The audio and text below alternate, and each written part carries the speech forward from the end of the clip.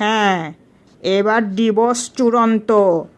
আমি জজ সাহেব বলছি, আপনারা দুজন কি চান?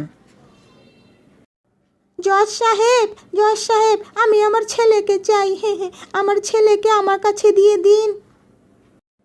না জজ সাহেব, আমার ছেলেকে আমার কাছে দিন। ও ভালো মা না, ও আমার ছেলেকে ভালো মতো রাখতে পারবে না। ঠিক আছে, এবার আপনার ছেলেকে আমি জিজ্ঞেস করব। আপনার ছেলের সিদ্ধান্তই চূড়ান্ত সিদ্ধান্ত। কই আপনার ছেলে, কই ডাবলু? জি জজ সাহেব, বলেন, আমি ডাবলু বলছি।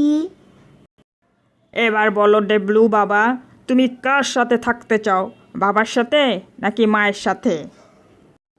জি জজ সাহেব, আমি আমার বান্ধবী সাদিয়ার সাথে থাকতে চাই জজ সাহেব। ও মাই গড, এই 10 বছরের বালক কি বলছে? হ্যাঁ,